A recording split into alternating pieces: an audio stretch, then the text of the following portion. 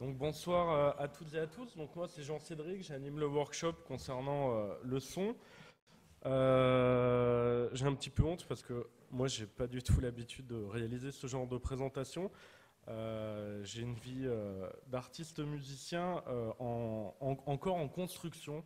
Enfin, même si je pense qu'elle le sera encore pendant un certain moment. Ce que je vous propose, c'est de faire 2-3 incursions donc sonores, forcément, avec des choses à écouter de manière assez courte, pour imager mes propos.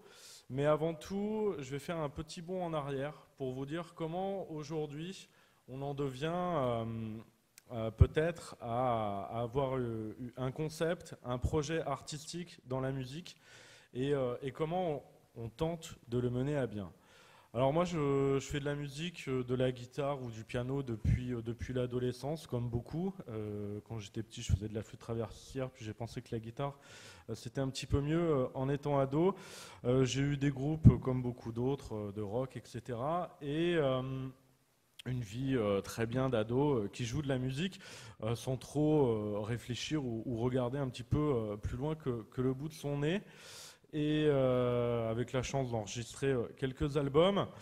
Et on fait un grand bond en avant. À la fin de mes études, j'ai considéré que j'avais un manque et que j'avais pas accompli quelque chose dans le domaine de la musique, ou en tout cas quelque chose qui me correspondait vraiment et qui, un tant soit peu, s'inscrivait dans une démarche.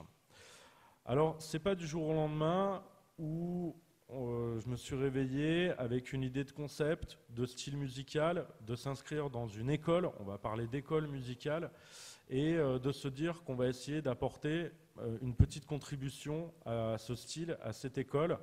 Ça se fait petit à petit, avec des erreurs et beaucoup d'essais. Alors je dis beaucoup d'essais puisque, comme beaucoup de musiciens, on ne fait pas d'école de musique. On fait de la musique comme ça, on est assez autodidacte, en tout cas moi je le suis, et c'est un petit peu au fur et à mesure du temps, en s'équipant, en achetant un premier synthétiseur, puis un second, puis un troisième qui ne nous plaît pas forcément, donc on va le revendre pour en acheter un autre. Et puis c'est en essayant de comprendre les artistes qui me fascinent, comment eux ils font, comment ils travaillent, et en me disant je vais peut-être oser commencer par copier pour apprendre, et ensuite je vais acquérir un certain nombre de techniques, et moi je vais aller plus loin parce que je considère que j'ai une patte artistique, quelque chose à moi, et moi je vais l'intégrer et je vais essayer de le travailler et de l'amener un petit peu plus loin. Alors cette réflexion aujourd'hui elle paraît simple à dire mais elle prend un petit peu de temps, elle prend peut-être quelques années.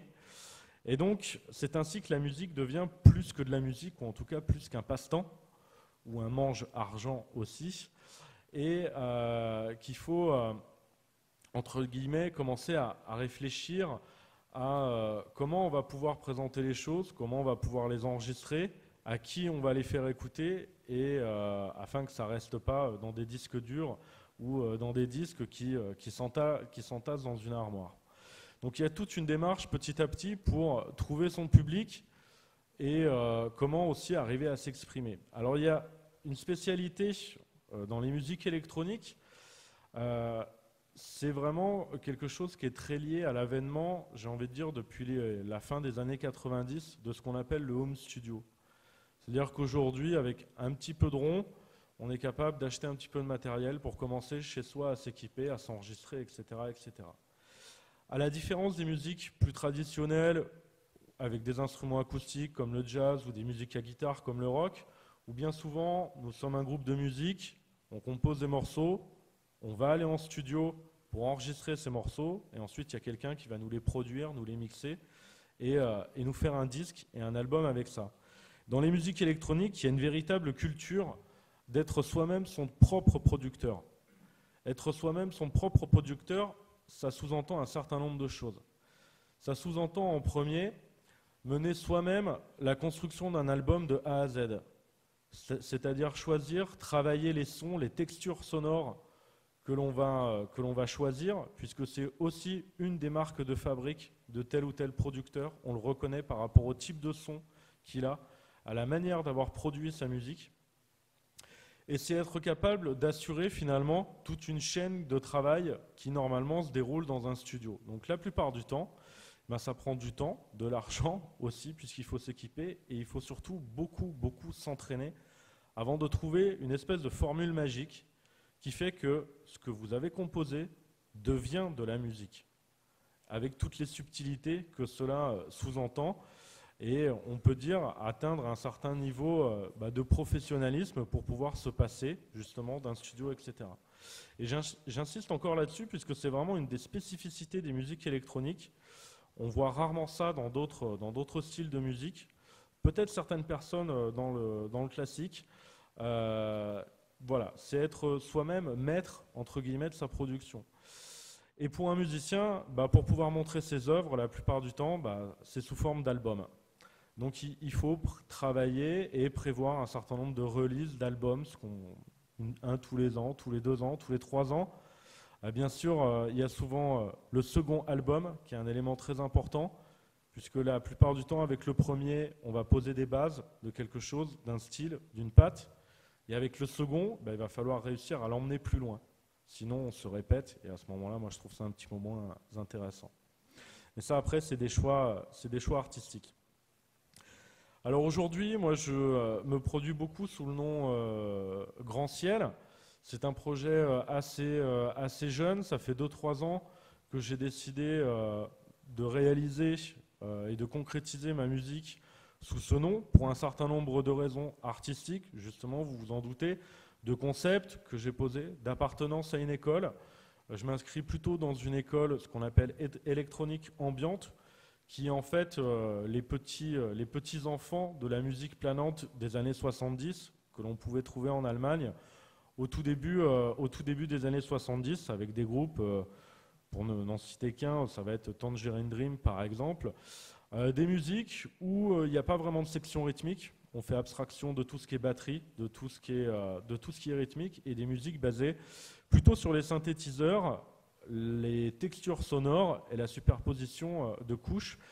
Et c'est très proche de musique un petit peu plus expérimentale, avec des groupes qui ont marqué ces années-là, comme Terry Riley, la Monte Young, des choses assez minimales aussi.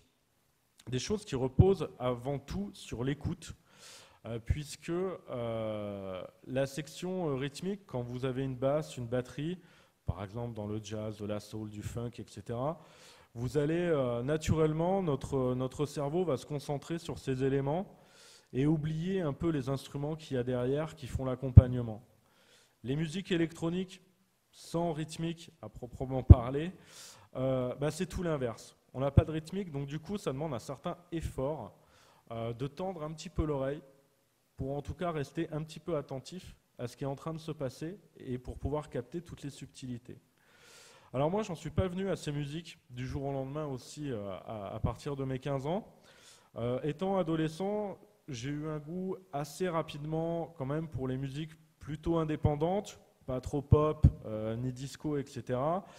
Des musiques assez instrumentales, des musiques aussi qui sachent prendre le temps et qui n'ont pas peur de prendre 5 minutes ou 6 minutes pour faire évoluer un morceau, ou voire beaucoup plus. Et puis j'ai écouté beaucoup et j'ai fait partie de la scène des musiques extrêmes, où là vous avez des guitares acérées et des gens qui hurlent dans des micros. N'empêche que ces musiques-là, c'est pareil, il faut tendre un petit peu l'oreille pour comprendre un petit peu tout ce qui se passe. Si vous mettez le disque comme ça et que vous commencez à faire la vaisselle, vous allez trouver que c'est du bruit. Et je pense que tout naturellement, j'ai fini par me tourner vers des choses un petit peu plus calmes, mais qui ont la même démarche, c'est-à-dire où on privilégie l'écoute. Et petit à petit, donc c'est un travail assez complexe pour ne pas recopier les gens du passé, et savoir aussi adopter des éléments qui sont avec notre temps. Dans les années 70, les ordinateurs n'existaient pas. Aujourd'hui, les ordinateurs sont quasiment partout. On peut même se servir de nos iPads, de nos iPhones en tant que périphérique pour nous aider à faire de la musique.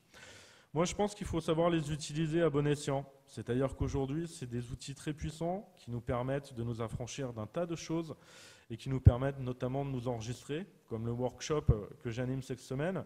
On a une idée, on l'enregistre. N'empêche que tout ça, l'aspect numérique dans la musique a un petit peu tué les musiques instrumentales dans le sens où ça manque un petit peu de vie, d'organisme et de choses organiques. Et depuis les années 2000, c'est vrai qu'on voit un retour un petit peu vers le passé, vous en avez certainement entendu parler.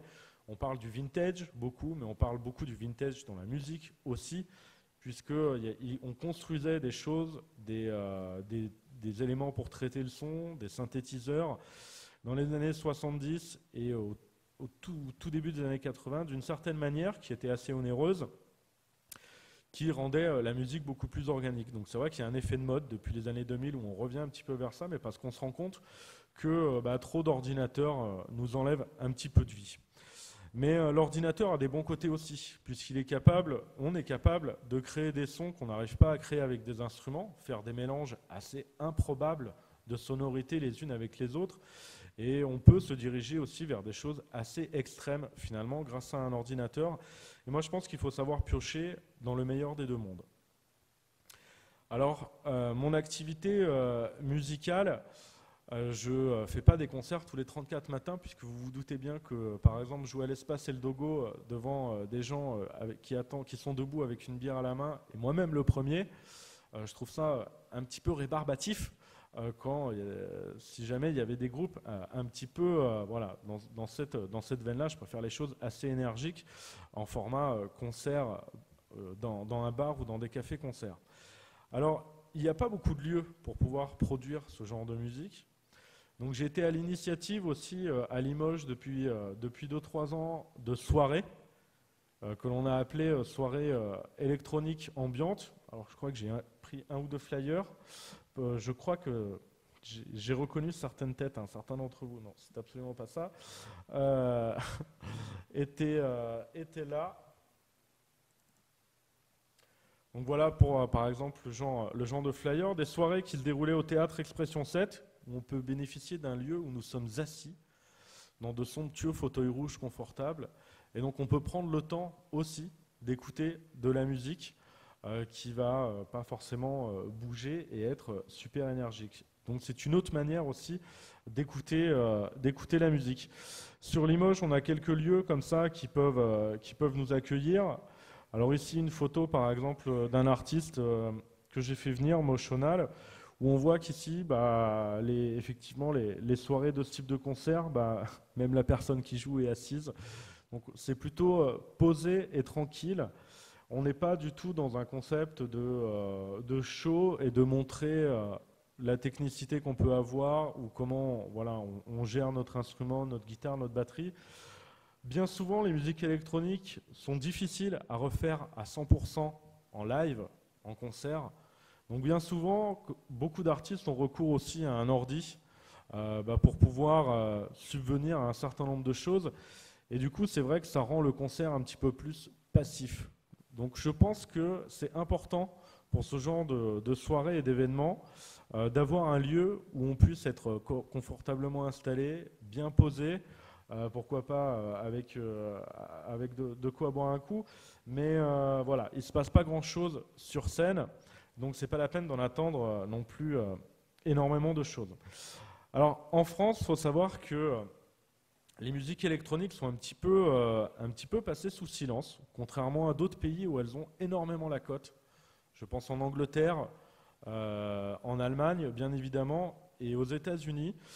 Il y a une espèce, on peut trouver une raison, c'est qu'historiquement, on a toute une génération de personnes qui ne se sont pas intéressées aux musiques électroniques, et qui ont fait la presse musicale depuis un certain nombre d'années, et elles en sont passées à côté, ce qui fait qu'il y a un manque dans notre culture, dans notre subconscient français, vis-à-vis des musiques électroniques, et notamment ambiantes et arythmiques.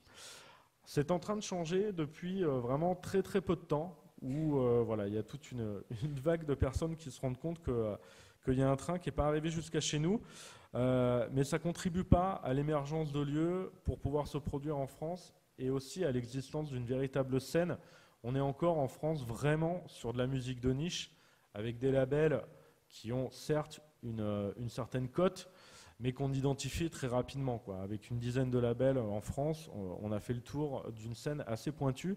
Ce qui n'est pas du tout le cas, comme je vous le disais, en Allemagne, aux États-Unis ou en Angleterre, où là, ça fait carrément partie d'une culture globale des musiques électroniques. Une personne va pouvoir écouter de la techno ou des choses même beaucoup plus accessibles et va connaître très bien le côté des musiques électroniques et ambiantes.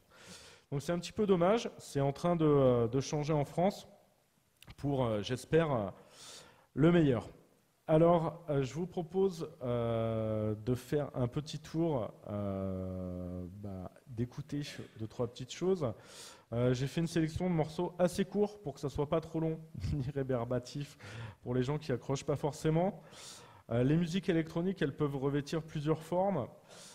Moi, je vais vous faire écouter une sélection d'un album qui va sortir au mois d'avril, donc des choses assez récentes, où j'ai tenu à avoir une chaîne de production à l'ancienne, à la manière des années 70, c'est-à-dire utiliser des synthétiseurs analogiques, enregistrer tout un système, utiliser tout un système d'enregistrement à bande, donc avec des cassettes, on va dire, et pour créer quelque chose d'assez organique, avec un petit peu de souffle.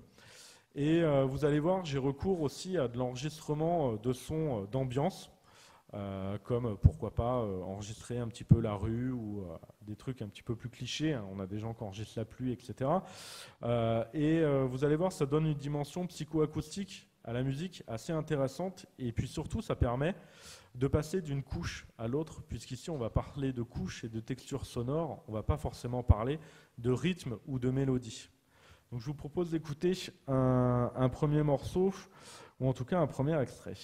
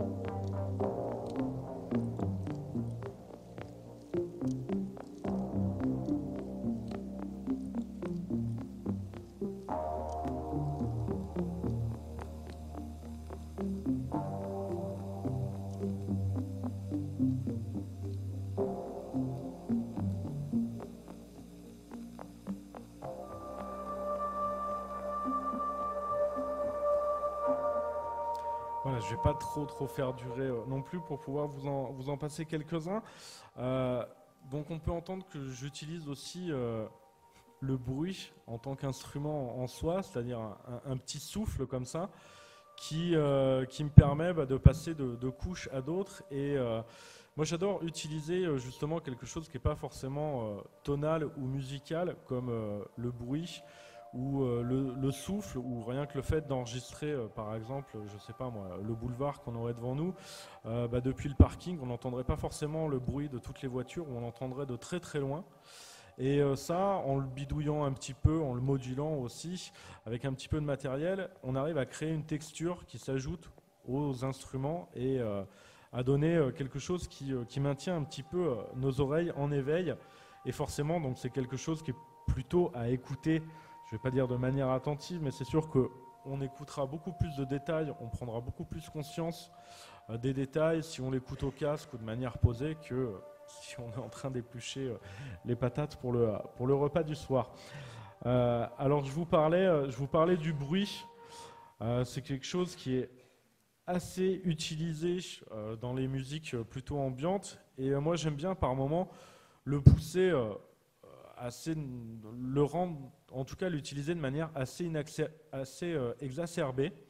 Et je vais vous présenter un autre morceau qui image cette utilisation, ou comment finalement à partir de bruit, de souffle, on arrive à créer une espèce de boucle qui va nous donner les bases d'une pseudo-rythmique ou d'un tempo à partir de quoi on va pouvoir se raccrocher et qu'on va faire évoluer et grossir un petit peu avec le temps.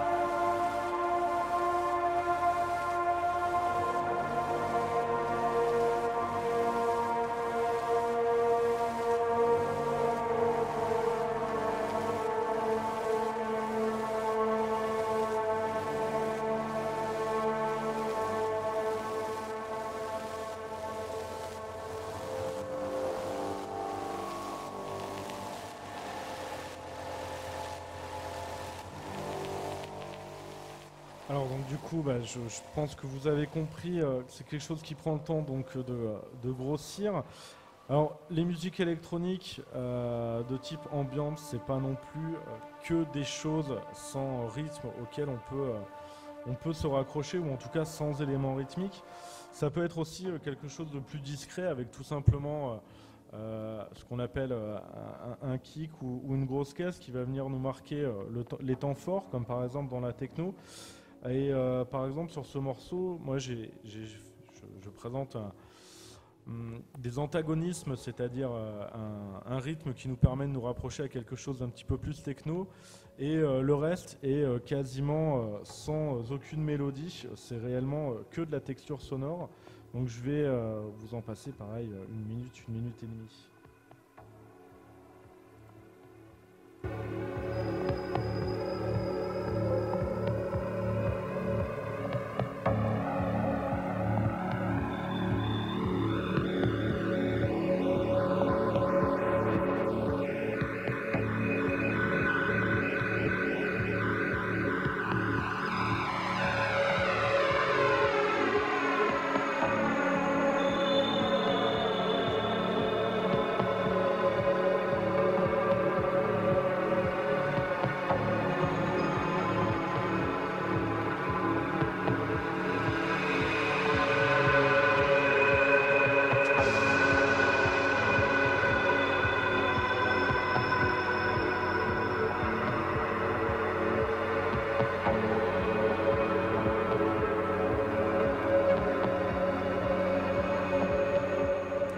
Alors du coup, c'est un très très bon exemple puisque dans la salle, on n'a absolument pas de basse. Et c'est un truc dans la musique électronique, on peut pas vivre sans quoi. C'est comme quelqu'un qui écoute de la techno ou que de la musique de club et vous lui enlevez toutes les basses, et ben ils se sont amputés. Donc là, c'est un petit peu pareil, puisqu'il y a un phénomène qui est vraiment lié aussi aux salles de concert et aux systèmes son qui sont capables de vraiment envoyer de la puissance sonore. Les basses sont très importantes, puisque notre corps perçoit essentiellement deux choses. On est très binaire. On perçoit les basses et les aigus. Les aigus, c'est nos oreilles qui vont les entendre. Donc là, par exemple, on a encore le morceau en fond, on entend très bien les choses aiguës. Les aigus nous arrivent très très rapidement aux oreilles. Par contre, quand il y en a trop, c'est quelque chose qui va nous donner très très vite mal à la tête. Tout simplement que ça fatigue nos oreilles. Et nos oreilles ont tous une capacité plus ou moins élevée. On est tous avec une prédisposition plus ou moins grande à pouvoir encaisser de manière journalière une pression sonore et notamment des aigus dans nos oreilles. Il faut savoir que plus on vieillit, moins on les entend, donc plus on devient sourd quelque part, et plus on écoute la musique fort, et ben plus on accélère le processus. Les basses, c'est un petit peu autre chose. Je pense que vous en avez toutes et tous fait l'expérience en allant dans une salle de concert ou dans un club. Les basses, c'est quelque chose qu'on ressent beaucoup plus physiquement. Il faut savoir que les basses nous arrivent très lentement aux oreilles. Voilà, elles traversent l'espace et le temps beaucoup moins vite que les aigus. Mais du coup, elles créent quelque chose qu'on pourrait appeler une oscillation sous forme de vague. Et ça, nous le ressentons physiquement. Et c'est amplifié avec notre ventre, avec l'eau que contient notre corps et nos poumons. C'est-à-dire, notre corps fait caisse de résonance à ces oscillations que l'on reçoit. C'est pour ça que la musique électronique a beaucoup travaillé les basses. Et moi, je les ai beaucoup travaillées, on ne peut pas en profiter. Mais on crée vraiment un effet physique. On y est tous plus ou moins réceptifs. Il y a des gens qui ne vont pas le tolérer. Ça crée une espèce de surcharge comme ça dans notre corps. Et des fois, moi-même, ça m'est déjà arrivé au bout d'un certain nombre d'heures de me dire je sors un peu prendre l'air parce que c'est pas mes oreilles qui me font mal, c'est mon corps, je commence à étouffer. Tout simplement parce que trop de basses au bout d'un moment, quoi. Mais les basses, c'est vraiment ce qui nous fait vibrer et physiquement. Et ça, c'est une base très très importante des musiques électroniques, et bon, de toute la scène techno, etc. Puisque c'est plutôt généreux en basse. Et du coup, là, c'est un bon exemple puisque ce morceau a vraiment ce qu'on appelle des infras, des basses très basses qui vibrent énormément. Je vous assure que dans un club ou dans une salle de concert, on fait vibrer les murs. Et par exemple, dans une salle comme ça, on les a plus du tout, quoi. On n'a plus que les aigus. Et c'est ce qui nous arrive très vite au cerveau. J'en profite pour dire, là, pour faire un petit message, attention au MP3. On en écoute beaucoup. Moi-même, j'ai un téléphone, je sais plus, il y a 30 gigas de musique dedans. Le MP3 nous enlève beaucoup de choses dans les morceaux de musique et il nous envoie beaucoup d'aigus en fait et il nous mange de la basse, ce qui fait qu'on fatigue énormément nos oreilles. Et je réalise souvent des ateliers dans des groupes scolaires sur la sensibilisation sonore et c'est souvent que je vois des jeunes qui ont entre 13 et 15 ans qui ont l'audition de quelqu'un qui en a 70. Alors vous êtes un petit peu plus âgé, mais votre audition va commencer à décroître. La mienne, elle a déjà bien commencé aussi. Mais c'est quelque chose qui est irréversible. Donc attention quand on écoute avec nos smartphones, que ce soit dans la bagnole, avec le casque, etc. Si c'est un volume trop élevé, on s'use les oreilles extrêmement prématurément et on n'est qu'au début d'un phénomène de société qui, je pense, va devenir quelque chose d'assez dramatique pour les générations les plus petites. Mais attention avec ces nouveaux formats numériques qui en fait nous font croire qu'on peut consommer la musique de la même manière, mais en fait pas du tout. Elle nous abîme les oreilles petit à petit. Du coup, je vous ai fait écouter 3 extraits des dernières choses en tout cas que j'ai à présenter. Je vais terminer un petit peu comme mon prédécesseur par quelques références, on va dire quelques noms des incontournables. Je vais plutôt vous présenter des gens un petit peu du moment, ce qui fait que pour les plus curieuses ou les plus curieux d'entre vous, il suffit d'aller sur Internet et de taper le nom et à vous d'être curieux et de trouver sur Bandcamp ou sur des sites de streaming leur musique. Alors vous avez Rolly Porter, qui est un artiste anglais qui, je peux peut-être rapidement démarrer un navigateur et vous tapez son nom et terminer. Qui est un artiste qui a énormément marqué la scène il y a 2 ans avec un album qui s'appelle Third Law. Rolly Porter, c'est cet individu et c'est cet album dont je vous parle par exemple, qu'on peut trouver donc en stream sur YouTube, qui a pas mal marqué la scène puisqu'il a réussi à donner un caractère un petit peu filmique aux musiques.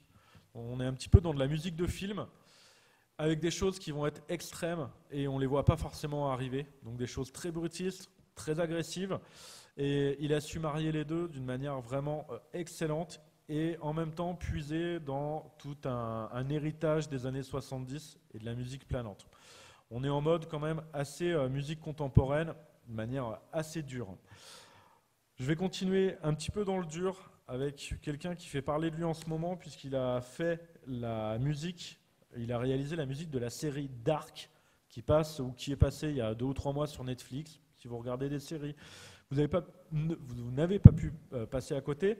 Ben Frost, c'est un petit peu un électron libre. Il a commencé avec des musiques assez planantes, assez calmes. Aujourd'hui, il nous présente des musiques extrêmes. Pour le néophyte, c'est 38 minutes de bruit non-stop sur un album et on se demande quel intérêt ça a. Il suffit de le réécouter, de tendre l'oreille et vous allez voir que c'est beaucoup plus riche que ce qui n'y paraît.